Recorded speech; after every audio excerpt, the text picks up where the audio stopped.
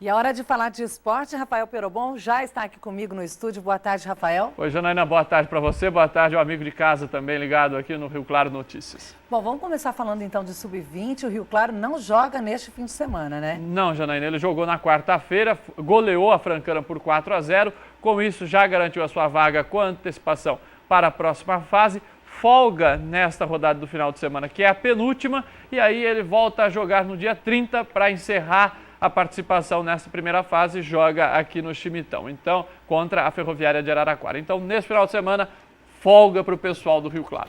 Bom, e agora, falando de vitória, né? Ontem foi noite de vitória para o basquete de Rio Claro.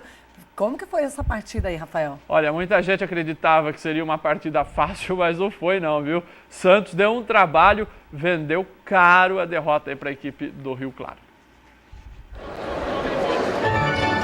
Quem pensou que seria fácil se enganou. Quase a zebra apareceu ontem no Felipe Caran. O Rio Claro Basquete teve dificuldade para vencer o lanterna da competição.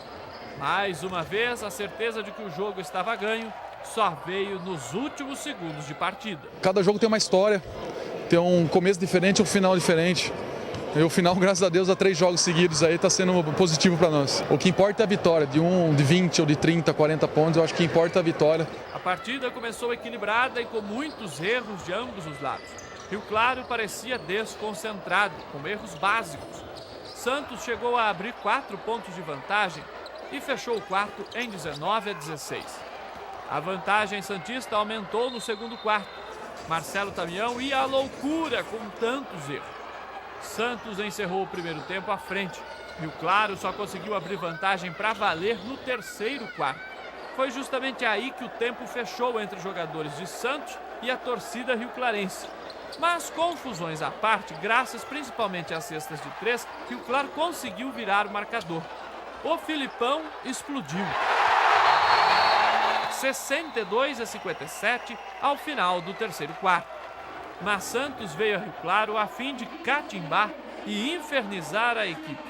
Confusão com a torcida, conversa demais com o árbitro e Marcão tentando tirar a concentração de Caio no lance livre. Tudo em vão. O Marcão é amigo de longa data aí. Eu fui bater a tecla, ele ficava falando erra uma pra mim, mas felizmente não deu certo para ele. Santos encostou no placar, diminuiu a diferença para 3 pontos, mas apesar de todo o sufoco, no fim das contas deu Rio Claro novamente, 85-79. Nós não tivemos uma noite muito feliz, porém o importante é a vitória, nos mantendo aí na primeira colocação, né? E que ganhe de meio ponto, mas que vença o jogo, que era o mais importante. O primeiro turno não poderia ter sido melhor para o Rio Claro Basquete. 3 vitórias, uma única derrota e a primeira colocação no grupo. Agora, a partir de sábado, é repetir o feito contra o Paulistano fora de casa e tentar logo a classificação para a próxima fase. A gente tem que trabalhar com tranquilidade nessa sequência da competição. Nós sabemos que vai ser bastante difícil e a gente pode agora trabalhar com isso, né? Para que a gente consiga classificar o mais para cima possível aí. Eu acho que principalmente é foco. Eu acho que o time está determinado, a comissão técnica e a torcida ajudando nós. Estamos com foco aí para a gente poder ir cada vez mais longe com a equipe. Rafael, na verdade, uma vitória, e como mostramos ontem, a equipe tinha um discurso de pé no chão mesmo, que seria difícil, mas o que aconteceu nesse início de partida? Eu acho que entra assim com uma certa tranquilidade, uma tranquilidade até exagerada, viu, Janaína? A equipe entra um pouco mais tranquila no jogo e acaba dando aqueles lances que nós vimos aí no começo da matéria, que são erros ali básicos, né? Por exemplo, o cara vai arremessar, a bola nem chega na cesta, depois vai erros no chão, né? Na quadra. Então, muitos erros aí infantis no início da partida, mas que foram corrigidos e Rio Claro conseguiu essa vitória. O time está pronto já para jogar amanhã às 6 da tarde contra a equipe do Paulistano lá em São Paulo, partida que tem a transmissão na Claretiana FM. Bom, fora de casa, então, é só acompanhar pela Claretiana FM. Exatamente. Agora, falando do vôlei, tem partida nesse fim de semana, Rafael? Tem. Olha, o masculino tem um jogo hoje pelo Campeonato Paulista. A equipe enfrenta o SESI São Paulo na cidade de Piracicaba, no ginásio do SESI lá de Piracicaba. E valendo aí pelo Campeonato Paulista, hoje, 7 da noite. Já o feminino folga na rodada do Campeonato Paulista, vai fazer um amistoso logo mais às 4 da tarde contra Bauru no mini ginásio Mané Bortolotti e depois só joga pelo Paulista Feminino na semana que vem, no sábado que vem, também aqui em Rio Claro. Então, para as meninas, folga de competições e os rapazes continuam aí em plena atividade, o time tentando a primeira vitória, o time masculino, que vem de 2 derrotas na competição. Bom, agora uma última dica para quem gosta de pescaria, isso mesmo, Rafael? Pescaria, Janaína, você já pescou alguma vez, não? Quando criança, Quando viu? criança. Tenho vontade aí de Olha retomar só, essa atividade. quem quiser, quem gosta de pescar, tem um torneio de pesca neste domingo em Piracicaba, das 8 da manhã às 5 da tarde. É lá na estrada Piracicaba-Anhumas. O evento, olha, é organizado pelo programa Dicas de Pescador aqui da TV Claré. E olha, você que for lá e que tiver sorte ou que for bom na pescaria, vai poder ganhar até R$1.000 em dinheiro e também equipamentos de pesca para os primeiros colocados. Então vale a pena você fazer a sua inscrição. Corra, ligue lá, o número é 19 3434 2895 3434 2895. Você faça a sua inscrição já, porque o torneio é domingo e são apenas 50 pescadores que vão participar, hein, Janaína? No torneio eu não vou me arriscar, Rafael. Olha, eu quero agradecer a sua participação, então. Segunda-feira com mais informações aí do setor esportivo pra gente. Muito obrigado, um ótimo fim de semana para você. Valeu, Janaína, um ótimo final de semana a todos e até segunda.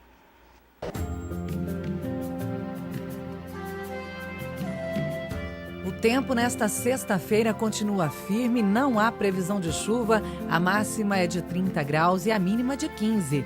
No sábado, máxima de 31, mínima de 15. E no domingo também não há previsão de chuva, máxima de 31 e mínima de 14 graus.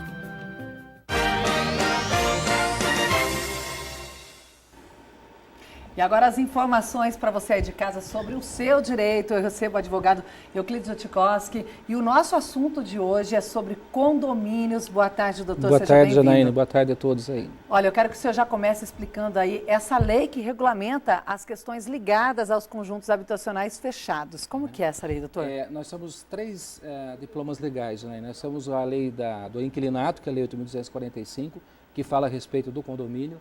Temos o Código Civil Brasileiro, que é a Lei 10.406. Nós temos também uma lei de 1964, que é a Lei 4.591. E também nós temos as convenções, né, e os regimentos internos do condomínio. Então, sempre que nós formos adquirir, ou formos comprar um imóvel, formos alugar, nós sempre orientamos que as pessoas tenham conhecimento, principalmente da convenção do condomínio e do regimento interno.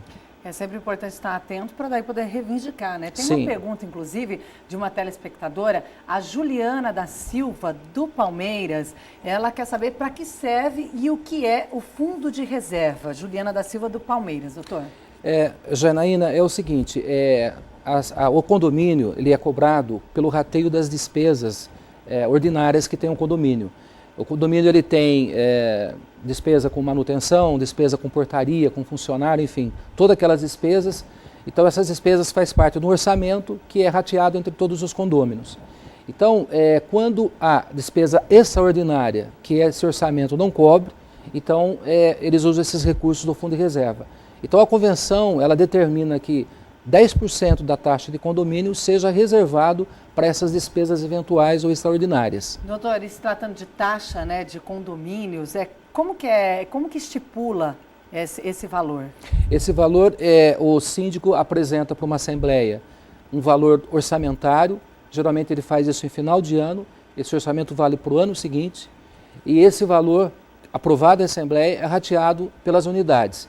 Às vezes é rateado em função do tamanho da área privativa, ou às vezes é rateado, se todas as áreas condominiais são as mesmas, então é rateado de forma igual para todos. E quando o morador ele não concorda, ele acha que esse valor está muito alto, como que ele pode reivindicar? Na verdade, isso é aprovado em assembleia, né? Então, caso ele não concorde, infelizmente não vai ter que fazer. O que vai comandar mesmo a assembleia. A assembleia é soberana para aprovar os valores das taxas de condomínio. Bom, e falando sobre assembleias, né, hoje o locatário não pode votar em assembleias, né? Isso pode mudar? Por que acontece isso, doutor? Janaína, só uma observação, ele não pode participar quando a assembleia é para definir despesas ou situações assim mais complexas, mais conjunturais. demolição, construção, ampliação do condomínio. Mas quando se trata de despesas ordinárias, aquelas orçamentárias, o locatário ele pode participar. Mas então é assim que permanece, né? Então, sim, é assim, dessa forma. Alguma mudança, ele não tem isso, como mas ele tem o direito de participar e votar nos valores da taxa de condomínio, que são as despesas ordinárias. É ele que vai pagar, então ele pode ter direito a voto. E se tratando de inadimplência em condomínio, como que é isso, doutor? Então, a inadimplência, ela, dependendo do valor que fica, ela vai comprometer o orçamento.